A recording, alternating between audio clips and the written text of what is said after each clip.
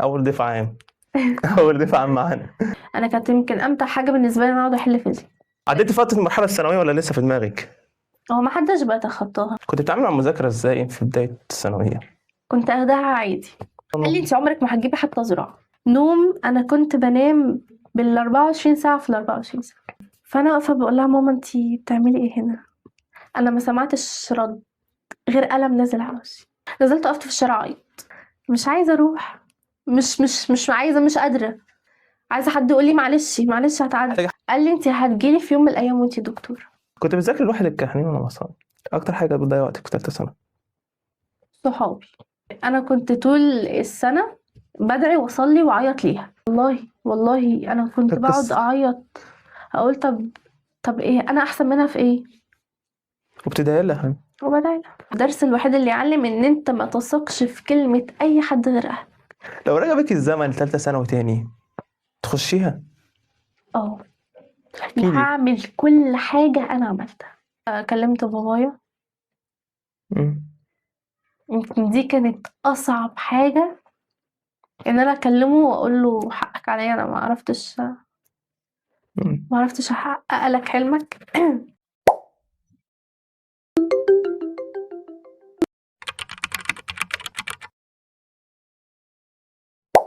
اهلا بكم في بودكاست حكايات ثانويه، المكان اللي بنحكي فيه الحقيقه اللي معظم الناس ما تعرفهاش عن ثالثه ثانوي بالذات. كل واحد فينا عدى بتجربه وضغط واحيانا انهيار، لكن السؤال الحقيقي: هل الثانويه فعلا بتحدد حياتك؟ ده اللي هنعرفه في الحلقه دي. ضيفتنا النهارده مختلفه عن اي ضيفه تانية، قصه هتغير كل حاجه ووصلت لحلمها. معانا النهارده ضيفتنا دكتوره حنين صلاح. ازيك يا دكتوره؟ ازيك يا عبد الرحمن؟ عامله ايه؟ الحمد لله. زي الفل. صحتك عامله ايه؟ زي الفل. الكليه عامله عندك؟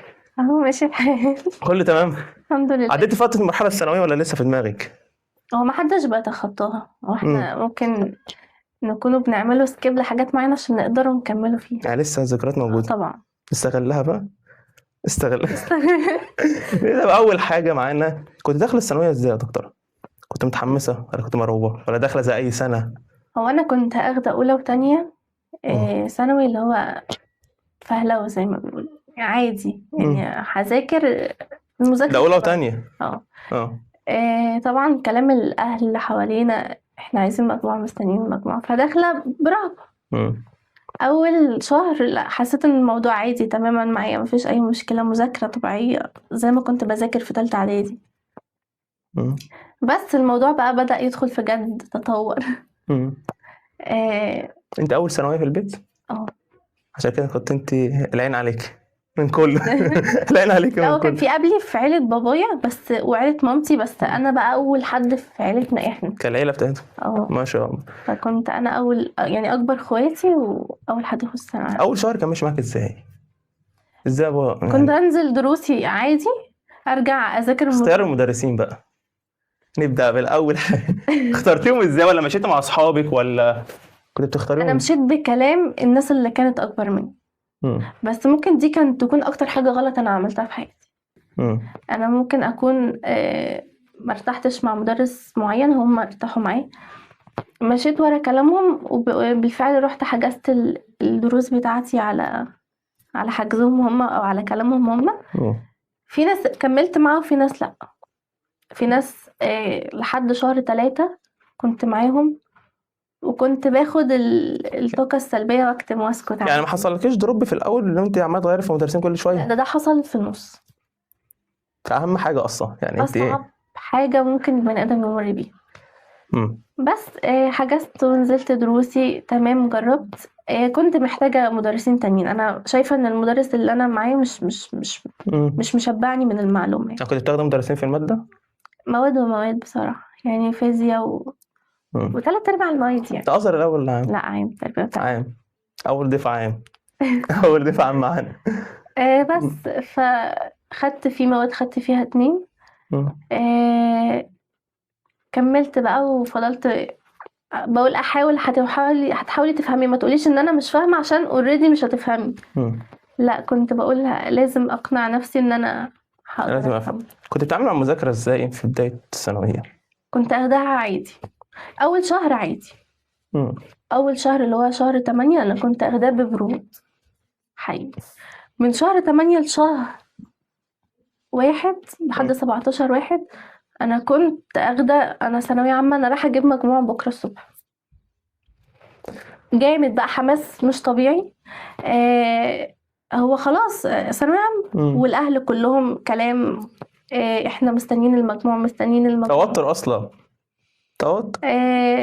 لحد 17/1 جت امتحانات السيمي فاينل، وبالأخص إن لما كنت أجيب مثلا في كويز معين أو حاجة درجة، طب أنا بذاكر ومفيش، فاهمني؟ بدأت أقول لنفسي لأ كملي، الموضوع لسه ما خلصش. لحد 17/1 أنا كنت بجيب درجات تحفة جدا ما شاء الله، كنت مقربة أصلا خلاص يعني. كنت بقول لأ أنا تمام، عديت التلتين يعني، اعتبرت خلاص فاضلك حاجة بسيطة. كنت عاطية قلم لنفسي بمعنى أصح.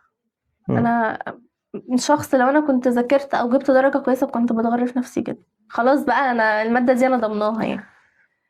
في الآخر لحد ما جيت 17/1 الانتكاسة اللي بتحصل لأي بني آدم في الدنيا. امتحانات السيمي فاينل بتاعت الدروس نص السنة، أي سنتر بيبقى عامل امتحان وكده. امتحن مفيش درجات. ازاي ازاي مع اني كنت بجيب درجات؟ امتحاناتي يمكن دي كانت الخدعة الكبيرة اللي أنا ممكن أتخدع فيها. هنا بقى بدأت أقول لأ في حاجة غلط. كنت بتراجع على قديم يا حنين؟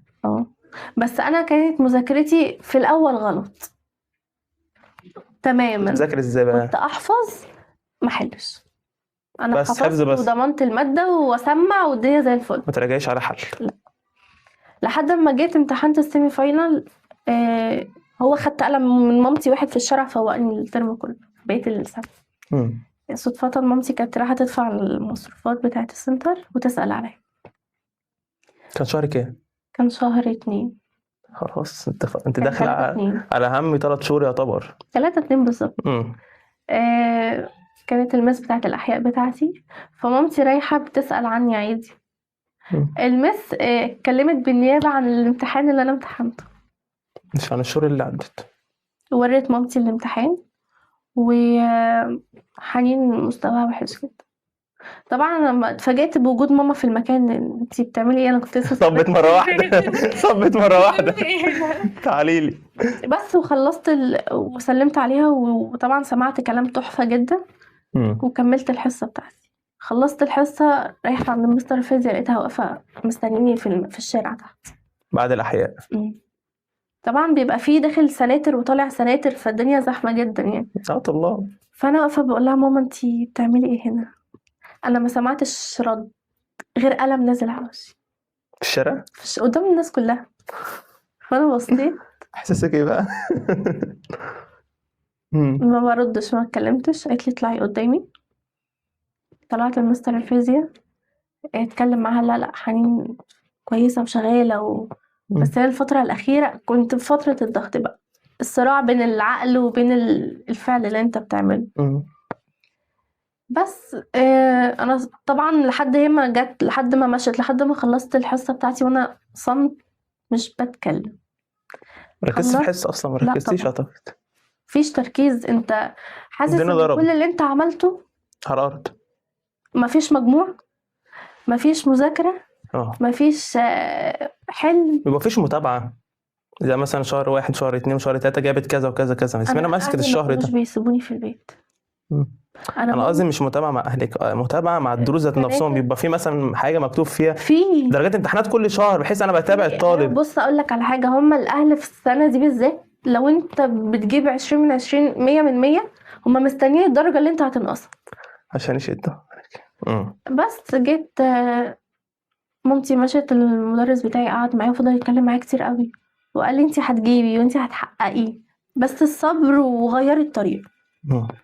غيرت الطريقه خلاص. هو انا مش شهر 3 حنين كنت لسه في شهر 2. ماشي دخل على 3. الانتكاسه بتاعتي بقى بدات من 17/2 ل 8، من 17/1 ل 28/2. مذاكره مفيش.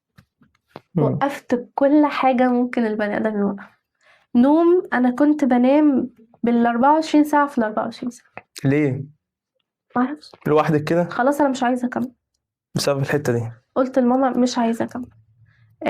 ما ينفعش. بابايا انا كلمته، بابايا مسافر مش موجود، اخواتي في البيت هما كلهم بيحاولوا بس خلاص انا يأست بمعنى اصح. وكانت اكتر حاجة غلط ان انا سبت نفسي الشهر دول كاملين.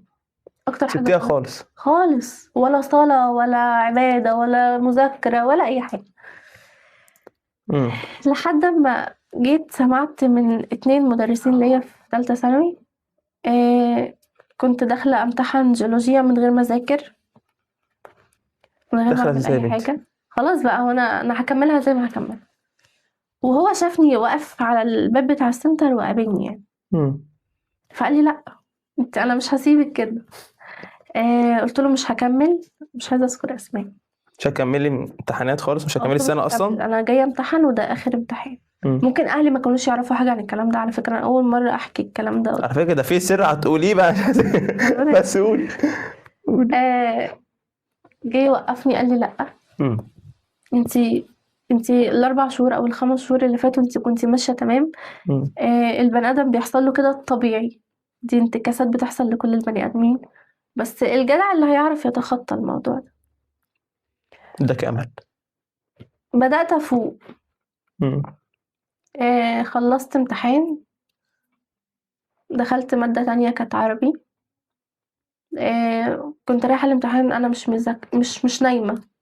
وفي نفس اليوم الصبح انا كنت بطبق 3 ايام وانام يوم واطبق 3 ايام، تمام، مرتين في الاسبوع في الاخر. مرتين.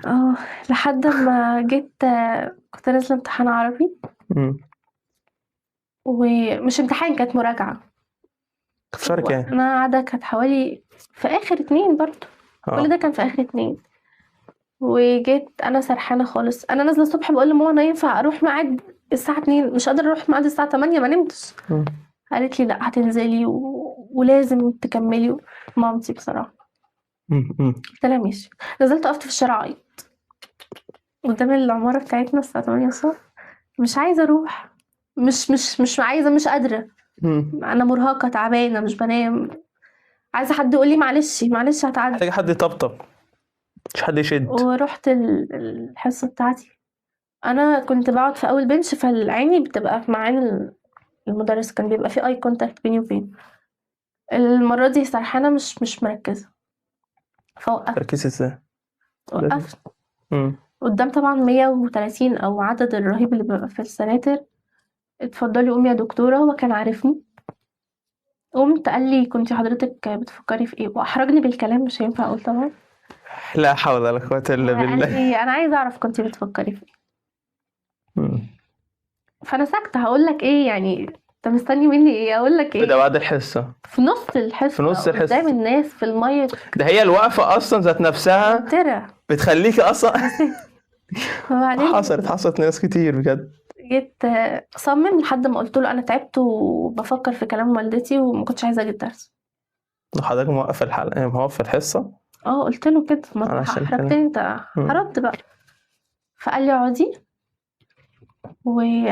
وما تستنيني وانتي خارجه. تمام. طبعا انا كنت ماشيه بعد الحصه بدرة في صحابي عشان ما يقفش معايا، لحد ما الاسيستنت بتاعته قالت لي لا استني عشان ما يحصلش مشكله الحصه جايه وكده.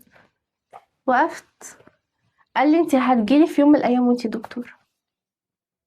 يا عيني. فانا عياط بقى، صح بقى. طب ازاي وانا درجت انا واقفه عند امتحانات السنه؟ بس الحاجه الحلوه اللي انت يعني انت وقعتي وفوقتي ذات نفسك، ما كملتيش. الوقت كان كبير. الوقت كبير، انت بتقولي شهر كامل. شهر انا قعدت اقول لنفسي ازاي قعدت كل ده؟ وبعدين ثانويه عامه وشهر فاتني كتير.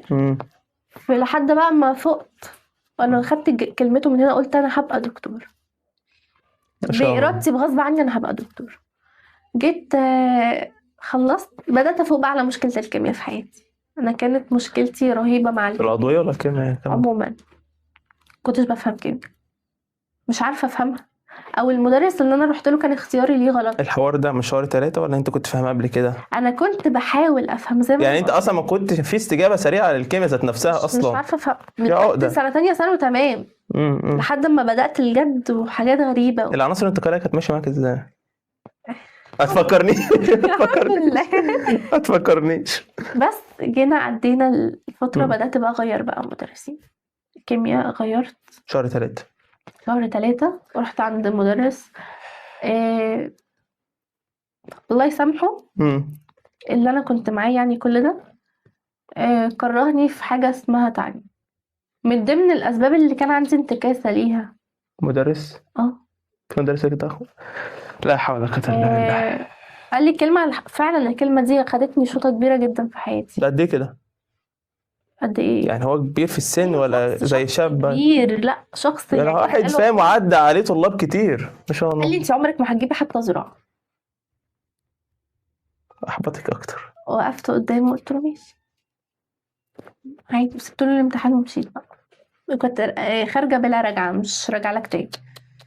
بس جيت غيرت المدرس، شخص ما دلني على مدرس كيمياء تاني، كملت معاه بقى.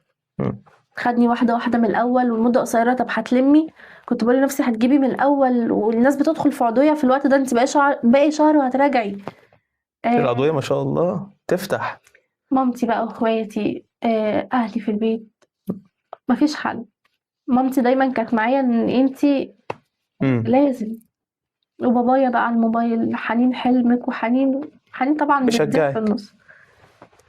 بس وسبحان الله بدأت جداول جديدة مع نفسي. ما شاء الله حكيت الثانوية كلها، سبتليش فرصة انا اسأل اصلا. مفيش اسئلة. بس هي دي كانت. كنت بتذاكر لوحدك حنين ولا مصاب؟ لوحدي. مبدئيا كده من اول شهر لوحدك؟ انا كانت كل مذاكرتي لوحدي. مامتي اختي كانت تسمعني، مامتي متابعة بالوقت. بص اقول لك على حاجة، ما كانش فيه صاحب صح غير شخصية بنوتة كانت دايما بتحاول تعمل لي الجداول، تعمل لي جدول المذاكرة بتاعتي. انت المذاكرة ذات نفسها. انا كان عندي مشكلة ان انا اقعد اعمل جدول والتزم بيه، فهي كانت دايما بتعملي قدر اكبر منك. واحط حاجات انا مش اكتر حاجة بتوقع الطلاب.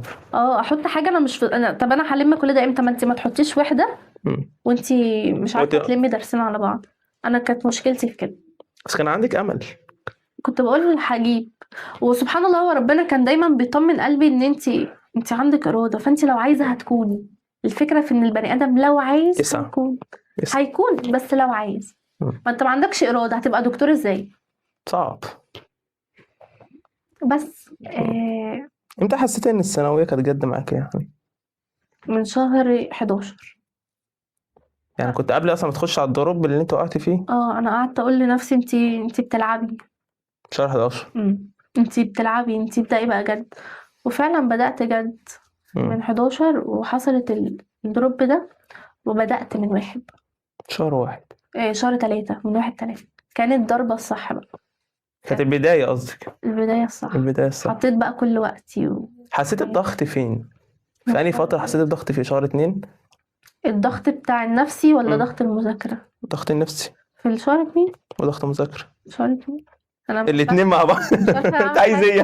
مش عارفه اعمل حاجه خالص فيهم. الدنيا بالنسبه لي بس ازاي يعني كواحد عايز توصل تبقى دكتوره فعلا تخطي كتير، تنامي 8 ساعات ولا 24 ساعه تطبقي وتنامي تاني؟ انا بنام 6 ساعات لحد الموضوع، كنت بنام 6 ساعات من 6 ل 8. كنت بقول ده الوقت التحفه معايا، وكنت بصحى الفجر اذاكر، وكان افضل وقت بالنسبه لي من 1 للصبح، من 1 بالليل للصبح. يعني انا كنت شخص بينام بالليل. تروحي دروسك ازاي؟ عادي كنت بقدر اواكب بقى. انا كنت برجع من دروسي انام، بس ضغط يعني ضغط جامد. مامتي كانت تقول لي لا انتي ذاكري الصبح، بس انا شخص بعرف اذاكر بالليل. بس اكتر حاجه بتضيع وقتك في ثالثه ثانوي؟ صحابي، مش التليفون. لا ما كنتش مهتمه خالص بيه في ثالثه ثانوي بصراحه. بس صحاب. اقول لك ايه؟ في حاجه اسمها بيقول لك الزن على الودان امر بس. في يعني ممكن شخص يجي يقول لك احنا هنعمل ونخلي ونسوي، تمام انا معاكي، والوقت بيفضل ياخدك ويماطل فيك وانت واقف زي ما انت. هو ما شاء الله دحيح جدا، بس انت مش شايف حاجه. يعني كانت بتخدعك. احكي لي القصه يا دكتور، احكي لي. احكي لي معلش. هو شخص انا كنت طول السنه بدعي واصلي واعيط ليها، يعني يا رب فتح لها كل حاجة كويسة. تدعي لها؟ بدعي لها. كنت مم. موهومة يعني إن مفيش خالص، أنا شخص بينام 20 ساعة في 20 ساعة. أكتشف وجداول كنت يعني هي تحاول تساعدني وأنا كنت أحاول أساعدها، حاولوا تشدوا ببعض. بس أنا مش شايفة، أنا أخدة باللي انتي مبينهولي، أنا أخدة إن انتي شخص كانت مظلوم. بتقول لك ايه؟ مش عارفة أذاكر، مش عارفة أصحى، أنا بيجيلي بانيك كذا، بيجيلي ترومات كذا، وتبدأ بقى تديني أنا ده الفيزياء ضايعة معايا، ده الأحياء واقفة، عشان تحسسك ان إن هي اصلا ما بتذاكرش. اوريدي أنا وصلي للفكرة دي، أنا وصلني إن انتي الدنيا واقفة بالنسبة لك. أنا بقيت أصلي وأقول يا رب طب ليه أنا قادرة أذاكر وهي مش قادرة تذاكر؟ يا لهوي يا جدعان. يا رب أنا والله أنا كنت بقعد أعيط، أقول طب إيه أنا أحسن منها في إيه؟ وبتدعي لها. وبدأ لحد قبل الامتحان بشهر، أخدت شهر الامتحانات ده. طبعا عارف لما البني آدم بيبقى هو عايزك تقف مش عايزك تمشي خطوة لقدام. أنا كان خلاص فاضل شهر على امتحانات، البني آدم بيفنش بقى الدنيا بالنسبة له خلاص. كنت مراجع 500 مرة أصلا وبتحل امتحانات. بالظبط، وريزي أنا كنت بالفعل عاملة كده. تمام. بس أنت لا، أنت مش هتعملي حاجة كمان. عملت لك إيه؟ خلاص بقى عياط هستيري في البيت عندي. ليه؟ مش عارفة تذاكر. هي اللي مش عارفة وأنت بتعيط لها؟ وأنا بعيط لها وهي تعيط لي الثانوية ضاعت. مش عارفة بقى أعمل حاجة، ما أنتي بتيجي تديني طاقة سلبية أنا مش قادرة. لحد قبل الامتحان بأسبوع إيه اللي كل حصل؟ حاجة بانت بقى. إيه اللي الكلام حصل؟ بدأ يتفتح، المواضيع بدأت تظهر، الكلام بدأ يتقلب، بس كانت موجودة في يومي على طول. يوميا. هدفها ممكن أكون عاملة كده مع ناس كتير، يعني أنا مبصلش الظن بس أكيد. طبعا يعني الشخص اللي والشخص دايما ده مش هينجح على فكرة، يعني الشخص ده حتى لو وصل لطب عمره ما هينجح. بص هو ربنا ما بيسيبش أبدا. لا حول ولا قوة. آخرة الصحابة كده. آخرة الصحابة. يمكن أكتر حاجة بنصح بيها أختي واللي حواليا، خلي دايما مرحلة نجاحك دي بتاعتك أنت لوحدك. أصل الحلاوة مش إن أنت تجيب أعلى مجموع في الدنيا، المتعة في إن أنت تمشي كل خطوة بإرادتك أنت، بنفسك أنت، بمجهودك أنت، ما تسمعش لحد. أنا وداني ضيعتني عشان سمعت لها حقيقي. طب ما فيش حد كان مع اصحابك تانيين مثلا، يعني ما شاء الله البنات بيبقوا مع بعض، تديكي طاقة تانية تقول لك يا دكتورة طب تعالي نذاكر النهارده هي درس؟ البنوتة اللي كانت بتعمل لي الجدول دي، يعني واحدة إيجابية والتانية سلبية. بس اللي كانت بتعمل لي الجدول ما كانتش موجودة في حياتي كل يوم، مش فاضية. كانت دروسها هي أزهرية، فكانت دروسها غير دروسي، مواعيدها غير مواعيدي. بالنسبة بقى لحتة الأزهر، انت الأزهر عندك أصعب ولا لا؟ بوجهة نظر الدكتورة يعني. لا انت عارفة هنا كذا مدى. العام أصعب. لأن أنا بقول الأزهر كده كده بيلاقي حاجة. بيلاقي إيه يا دكتور؟ بيلاقي. لا عادي والله، كل اللي قاعد مكانك سألت نفس السؤال ده، بس كل اللي جالي كان أنا أزهر. بالنسبة لي كتربية وتعليم أكتر أصعب من ناحية إن أنت بتاخد حاجة هي مش موجودة أصلا في الواقع، يعني في العالم الحقيقي بتاع الورق. يعني أنا ممكن آخد فيزياء وآخد تعريفات وتحليلات وكل ما يجيليش كل ده، يجيلي حاجة رابعة خالص، مسألة بتلم كل ده بس بطريقة غير مباشرة. ده اللي ما كنتش واخده بالي منه غير يعني انت عندك حته الصعوبه بتبقى في الامتحان ذات نفسها، في امتحانات مش كافي مواد. بالظبط. طب اللي عندهم 28 ماده اعتقد 19 ماده.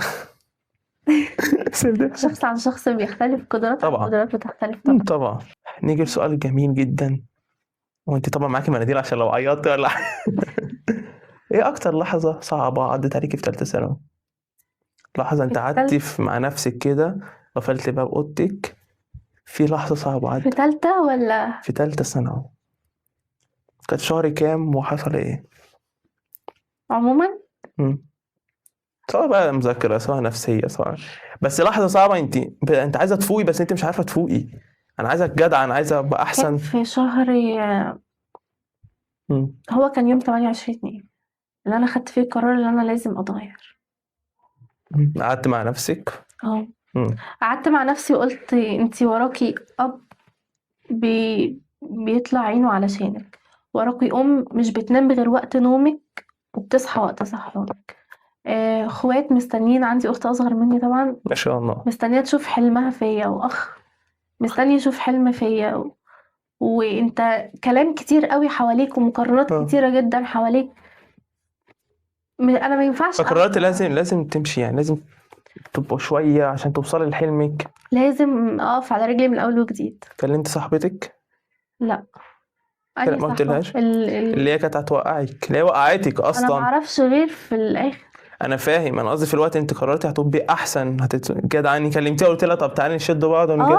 انا كنت دايما كنت تتمنى لها الخير. انا كنت دايما بقول لها احنا لازم نجيب، احنا لازم نتعب علشان اهلي. تدي اجابه وهي تدي كنت دايما والله كنت دايما اتكلم لحد ما. مين كان بيدعمك؟ هي اهلي فقط. ما لقيتش غير اهلي. والدرس الوحيد اللي يعلم ان انت ما تثقش في كلمه اي حد غير اهلك، لان محدش هيشوفك احسن حد في الدنيا غير اهلك، محدش هيتمنى لك ان انت تكون احسن حد في الدنيا غير اهلك. صاحب لا، بعيد لا، مدرس لا، كمان هو اهلك وبس. عندنا فقره جميله جدا اسمها اعترافات سنويه. ايه؟ اعترافات سنويه. حاجه عملتها في ثالثه ثانوي ولا اهلك عرفوها ولا مدرسينك عرفوها ولا اصدقائك عرفوها، بينك وبين نفسك، تقدر تقولها ايه؟ بيني وبين نفسي سر صغير كده عملتيه في ثالثه ما قلتوش لحد، دوري بس. ما فيش. كنت بقطع ورق المتابعات مثلا، يعني كنت اخلص في متابعه مش ببقى عايزه حد يشوفها اقوم مقطعه الورقه 10 درجه. بس ده في الفتره الوحشه. مش عايزه بقى مامتي تزعل ولا اهلي يزعلوا، مش عايزه. فكنت بتقطع عشان محدش يشوف حقيقه. بس كنت مجتهده. بحاول. لو رجع بك الزمن لثالثه ثانوي تاني تخشيها؟ هعمل كل حاجه انا عملتها.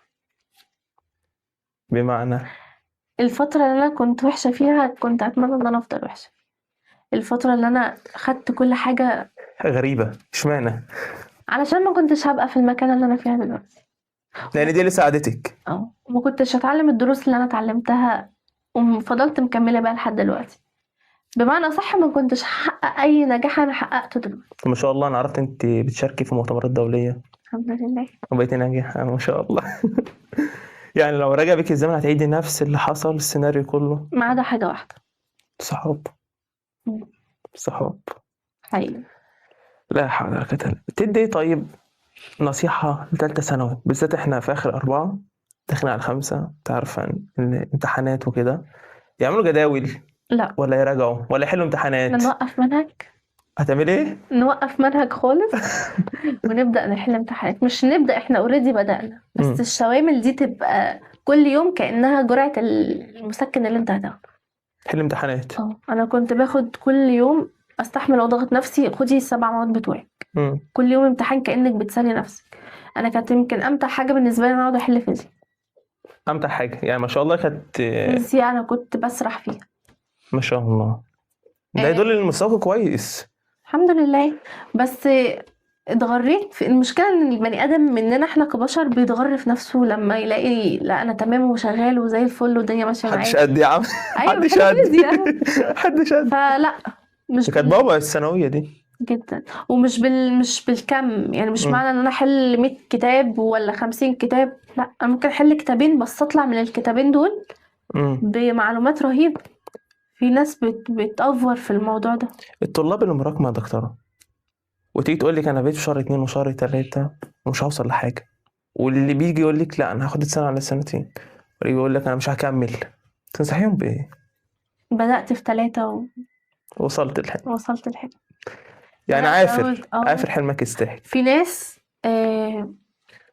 لو عايزه مش هتنام. في ناس اللي كانت اخده الليل والنهار، ده هو ليل هو نهاري، هو نهاري هو ليل، يعني اكل وشرب ومذاكره.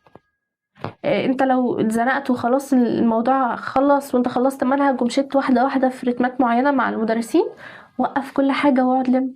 يعني في امل. في امل.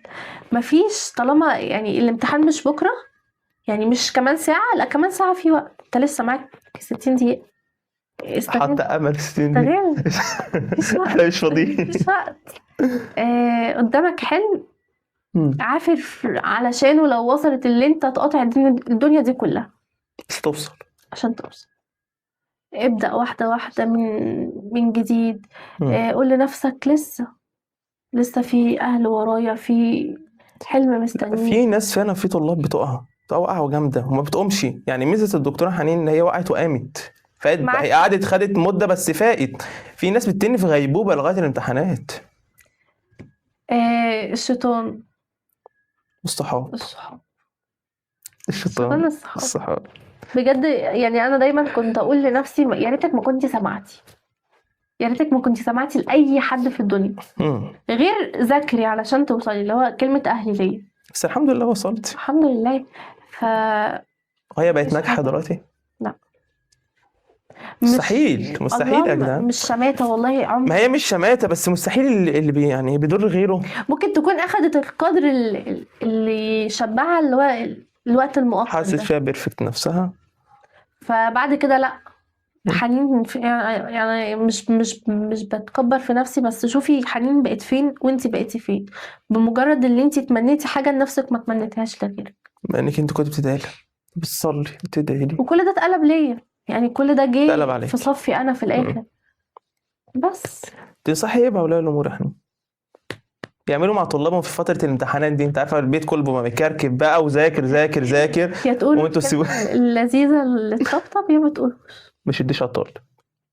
بلاش كلمه فاشل، بلاش كلمه انتي فاشله، مش هتوصلي لحاجه. في ناس بتاخدها انا فاشله، وفي ناس بتحارب نفسها عشان تثبت ان هي مش فاشله. يعني الكلمه دي عامله، في ناس بتستسلم وفي ناس لا. ايه، في ناس بتستسلم وناس لا. بالظبط. والكلمه بالذات عامله شبه السلاح ذو حدين كده، يا هتصيب يا هتخيب. في ناس بتسيب معاها وفي ناس بتخيب معاها. بس يعني خليكم دايما مصدر الدعم. كفايه الضغط اللي هم فيه في السناتر، كفايه ضغط النفسي اللي بينهم وبين نفسهم. طب انا هجيب ولا مش هجيب؟ ضغط الدروس. كلمه بتبدا مع البني ادم او سؤال بيفضل من اول يوم لاخر يوم في ثانويه عامه، انا هجيب ولا مش هجيب. ممكن ما نكونش بدأنا منهج اصلا، بس السيناريو اللي انت مع ثانويه عامه انت عايز توصل لحاجه، انت داخل عشان توصل. ايوه، عند كلمه مجموع، واللي انا ايقنته واللي انا فهمته ان المجموع ده رقم. كانوا بيقارنوا حنين بحد من العيله. بص بنت خالتي، بص بنت عمتك، بصي مش عايزين حد احسن منك. كان ايه رايك في الكلام ده؟ تتمنيه لحد يقارن؟ وبقول لنفسي يعني لما انا اتجوز وهخلف وبناتي او ولادي يكبروا، عمري في حياتي ما احطهم في قارنه مع حد معاهم في نفس الحياه. اولا بيكرهوا البني ادم في الشخص ده، مع ان هو ممكن ما يكونش ليه اي ذنب. ممكن ذنبه ان هو ممكن يكون قدي مثلا في الدراسه. العلاقات بتبوظ، ممكن ناس تتقاطع بعضها بسبب ان بصي دي فلانه احسن منك، بصي دي اللي انا جابت اكتر منك. فكره غلط. البني ادم اللي بيذاكر ربنا بيديله على قد نيته، على قد ما يعني تيجي بالتاثير السلبي عليك. طبعا جت عليا بالتاثير السلبي. بس نرجع عشان احنا اتخطينا الحته دي. ثالثه ثانوي يعملوا ايه في، او سواء عام، انت كده ما ينفعش الازهر، سواء عام يعملوا في شهر 5 يقعدوا يحلوا امتحانات ياما، ما يراجعوش من مثلا لا حل. المفروض ان انا بجيب الكتاب بتاعي اللي هو بيبقى مراجعه نهائيه ده، وبفضل احل فيه. السؤال اللي بيقف معايا انا بعمل جنبه. بتنظمي وقتك ازاي في الامتحانات دي؟ انا بروح الدروس بتاعتي وبرجع. مثلا برجع الساعه 5، ماشي، بنام لي لحد الساعه 10 12 6 ساعات، من 6 ل 8. من 6 ل 8. من 6 ل 8 ساعات. الوقت الصحي بتاع المخ اللي بيقدر يعمل فيه ايرور للعقل، يبدأ يشتغل تاني. بس كنت بتحلي امتحانات؟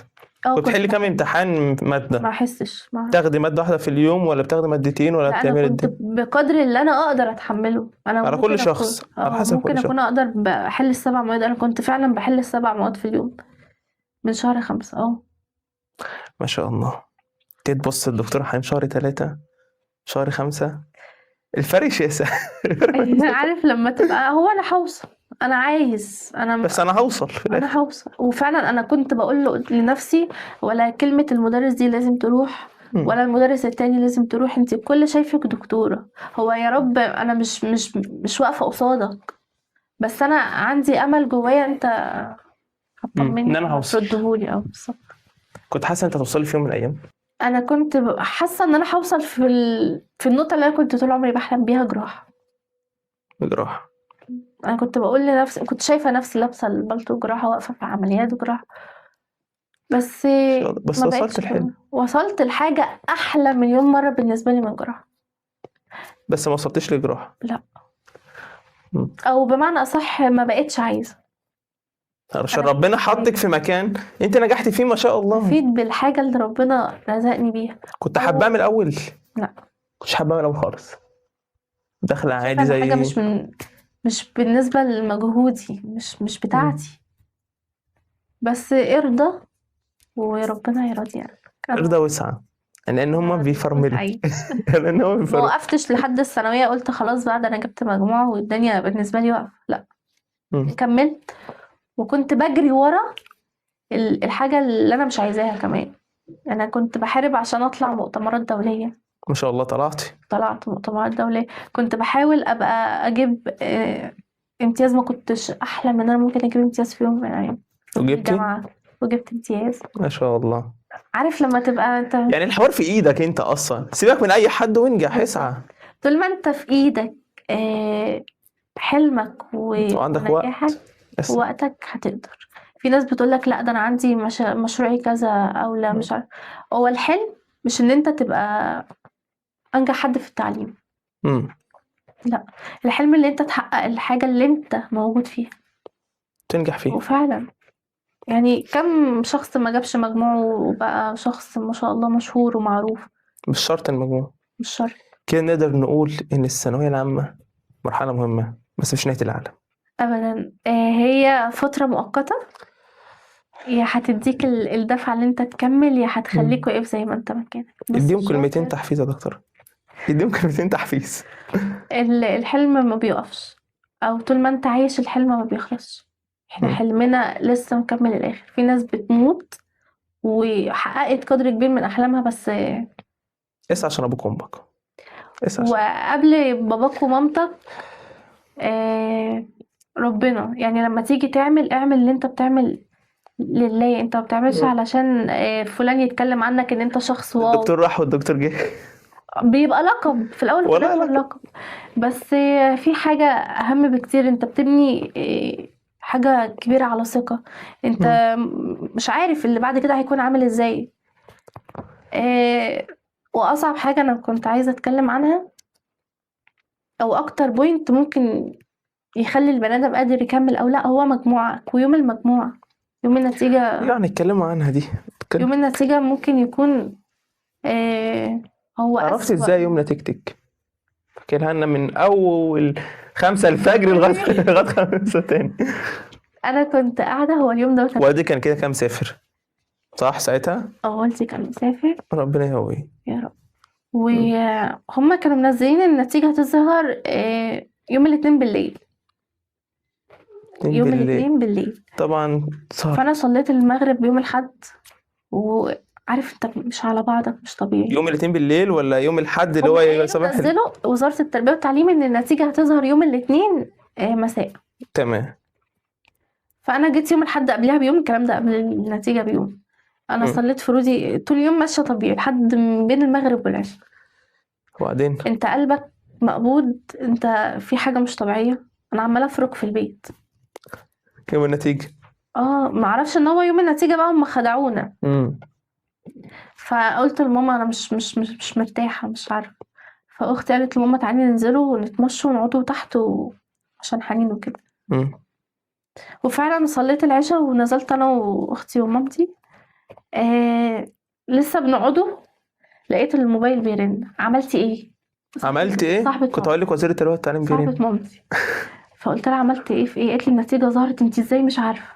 يا ناقصة على. انا قعدت حوالي دقيقتين. يعني بتستوعبي الكلمة. نتيجة ايه؟ ده لسه بكرة. ده انا لسه شايفة من شوية. مفيش حاجة خالص يعني. مفيش اي تمهيد. عايزة اقول لك انا خدت الشارع جري. كنت بجري شبه الأبلة في الشارع. والله العظيم. والله ما بكذب ولا كلمة. واختي بتجري ورايا ومامتي وراها. الشارع كله عرف ان النتيجة بتاعت الثانوية العامة ظهرت.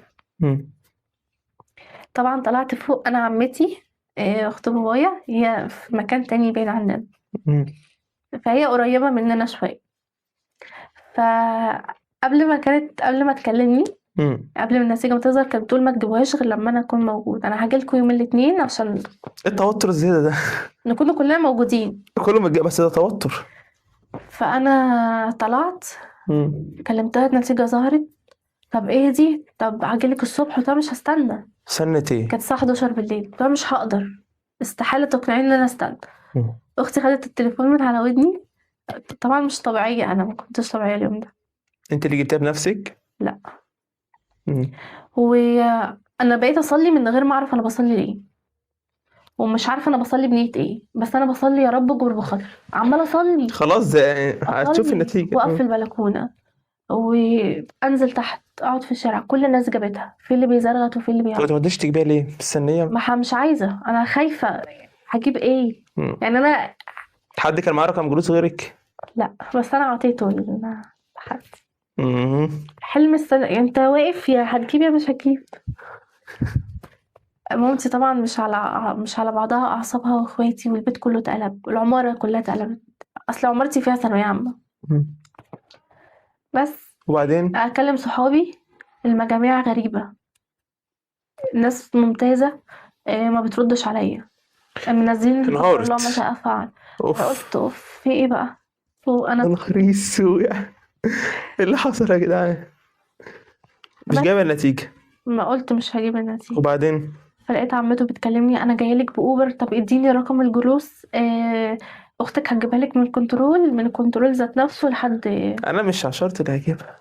قلت عمته انا مش يعني هتخبي عليا، قالت لي لا لا لا هجيبها لك عقبال ما نيجوا، ده هي بتاخد وقت واضمن كمان الكنترول. فقلت لها ماشي، وبالفعل اعطيت رقم جلوس الجلوس، واستنيت لحد الساعه 2 بالليل. انا 2 بالليل طالعه نازله قاعده في الشارع، الناس مستنيه مين؟ عمته. تقول لك جبت كام؟ انا عايزاها كمان تكون موجوده، فاهمني؟ هتدعمك، هتبقى جنبك. وماما، يعني ماما عايزه، انا خايفه على اللحظه اللي ماما يعني ماما اول ما تسمع، انا عايزه حد يكون واقف جنب ماما مش جنبي. يعني انا مش همي انا مع ماما، انا عايزه مامتي. اخواتي، نور اختي يعني بتقع بسرعه، لما بتسمع حاجه بتخصني ما بتبقاش في الدنيا، يعني تتوتر واعصابها بايظه. هو توتر لوحده. نزلت الشارع، صاحبه مامتي في العماره نزلت قعدت جنبي، مش هينفع قعدتنا، يلا نطلع، وبتهدي فيا لحد الساعه ما جت 2 بالليل. لقيت الاوبر واقف، عمته طلعت، كانت جابت النتيجه. طب بص يا عبد الرحمن، هي داخله ما فيش اي رياكشن، ولا زغاريت ولا بتضحك ولا فرحانه. اختي دينا دخلت البلكونه على طول، قلت لها جبتي النتيجه؟ قالت لي لسه دينا، كلمي صحابك شوفي النتيجه. فانا قاعده مش طبيعيه، يعني انا بصلها مستنيه اشوف اي حاجه منها رياكشن، مفيش. وبعدين فقلت لها دينا داخله بتتكلم في التليفون، وطب بالراحه اتاريها كانت بتكلم بابا. فقلت لعمته انتي جبتي النتيجه؟ قالت لي لا. قلت لها جبتي النتيجه؟ لقيتها بتزرغت، وانتي نجحتي. انا عارفه ان انا نجحت. قلت لها انا بقيت اسعى ولا انا عارفه ان انا نجحت، انا جبت كام؟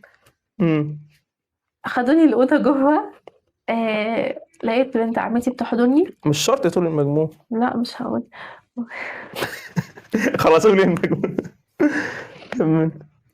وبس لقيتها بتحضني وقالت لي على المجموع انت جبتي كذا.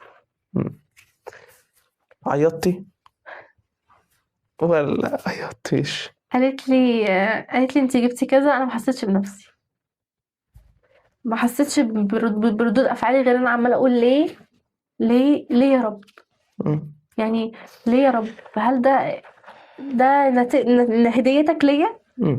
هو ما كنت شايفه حاجه في الوقت ده. بس ربنا حطك في مكانه ما شاء الله اتفوقت فيها. في الاول ما كنتش راضيه، اللهم لا اعتراض. بس مالت بعدين عماله اقول ليه. طب وقفت بقى كل حاجه.